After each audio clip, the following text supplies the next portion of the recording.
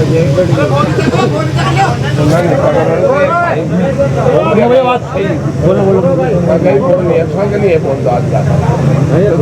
पहले तो आप सभी को मेरा नमस्कार।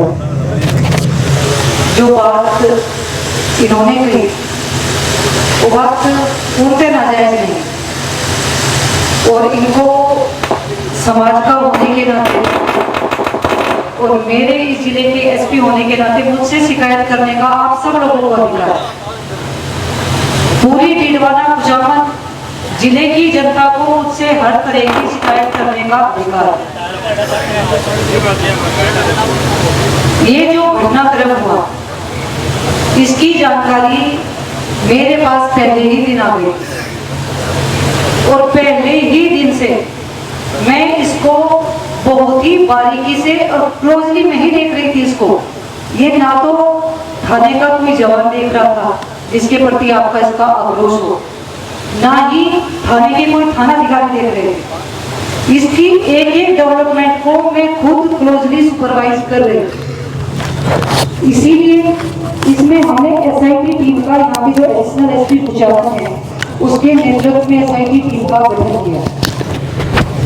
अब ये जो पूरा घटनाक्रम है कि एक शादीशुदा महिला जो 2 बच्चों की मां है और शादी के इतने साल बाद उसकी संदेहास्पद परिस्थितियों में मृत्यु होती है। इस तरह के घटनाक्रम देखते देखते यहाँ जितने बुजुर्ग हैं सब बूढ़े हो गए हैं।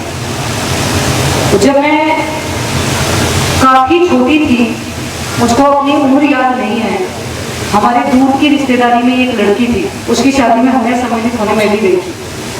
तो जो शादी से पहले बांध लगते हैं हमारे यहाँ, आपके यहाँ में भी कोई रस्म होती होगी, तो वो लड़की बड़ी खुश थी।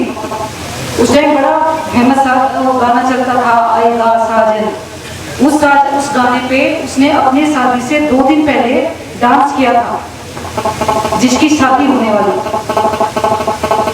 और उसके बाद उसके एक बच्चा हुआ, और मैं उस दिन कहीं स्कूल से आई और मुझको घर में आने के बाद अपनी दादी और चाचियों के बाबू से पता चला कि वो तो मर गई।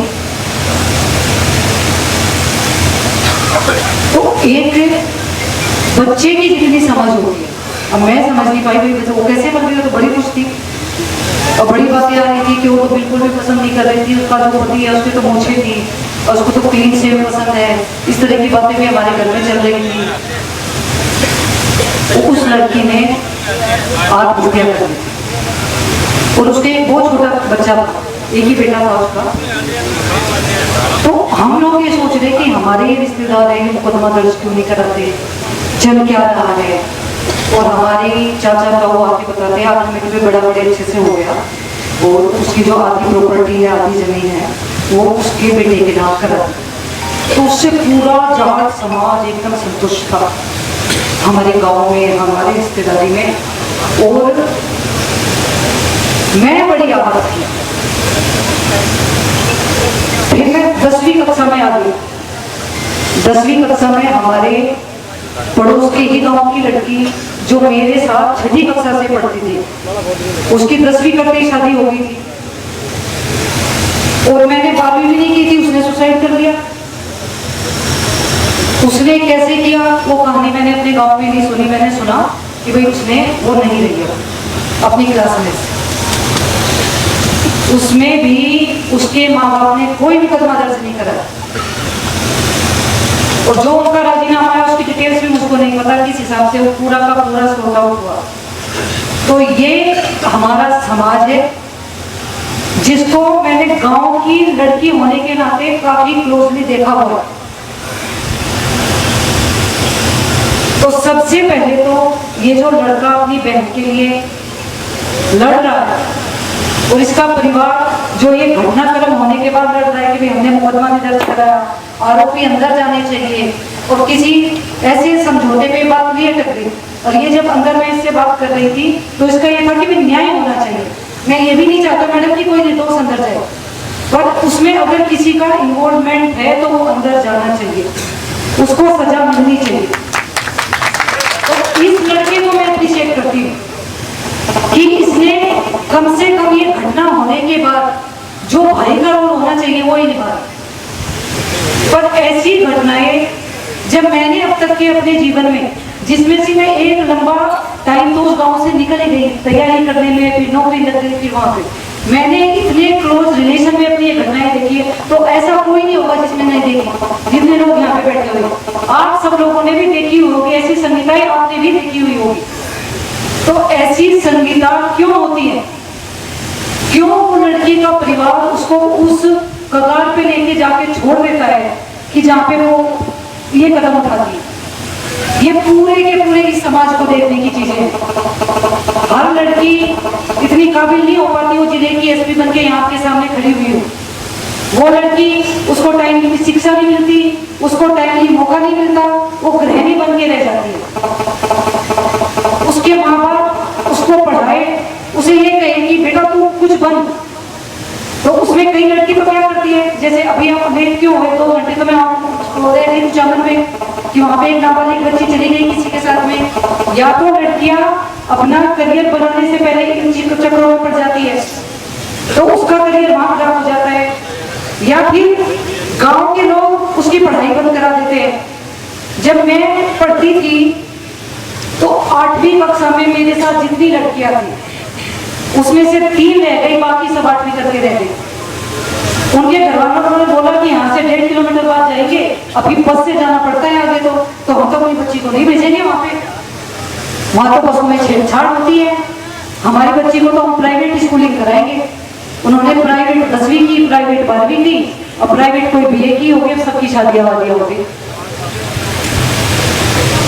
तो संगीता को जिले की SP होने के नाते सही अनुसंधान करके जो उसमें जिनके जो आरोपी है, जिनका अगर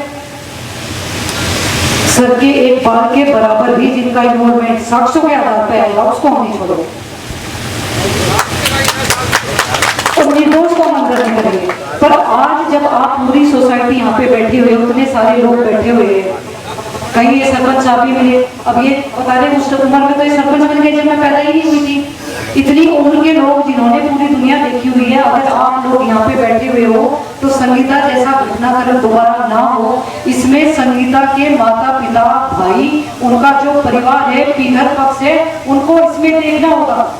जब आपकी बच्ची बार बार आके ये कहती है कि मैं वहां तंग हूँ, परेशान हूँ, मुझसे दहेज मांगते हैं, मेरे साथ मेरे बेटी हो गई, इसी बात के लिए उसको प्रताड़ित करते हैं, बेटा नहीं हुआ, कारण कोई भी हो सकता है। या फिर दूसरी बीमारी क्या है कि जब हम शादी करते हैं तब तो उस लड़के की नौकरी होती नहीं, फिर वो लड़का शादी के बाद उसकी कहीं नौकरी लग जाती है, और नौकरी लगने के बाद वो गाँव देहात की लड़की उसको अच्छी नहीं लगती थी, वो उसके स्टैंडर्ड के अनुरूप नहीं होती। वे लड़के भी आपके ही लड़के हैं। आज तो आप बेटी के लिए बैठे हो, पर वे लड़के भी आपके ही लड़के हैं, समाज के ही लड़के हैं, और उनको समाज की आपकी बच्ची अच्छी नहीं लगती। उनको ये लगता है कि अब तो मैं नौकरी लग गया, चाहे वो पुलिस में सिपाही लगे, चाहे वो टीचर लगे, और वो अगर कोई अफसर बन गया फिर तो उसका परिवार भी इसके सपोर्ट में खड़े हुए मैंने देखा। वो लड़की और वो बहू उनको अच्छी लगनी बंद हो जाती है, और वो कार्य करने वाले भी हम सब लोग ही हैं समाज के। अगर आप इस समस्या का पूर्ण इसका अनुमान चाहते हो तो सारे लोग बैठ के उस पर मंथन करो। आज देखो कितनी कम महिलाएं हैं यहाँ पे, सब आप ही लोग हो। महिलाएं एक ये दिख रही है, एक ये दिख रही है, 2-4 मुझको महिलाएं दिख रही है, नहीं होगी भाई, नहीं होगी। मैं भी आप जैसे लोगों में से निकल के आई हूँ। ऐसा है, मुझको बहुत अच्छे से पता है।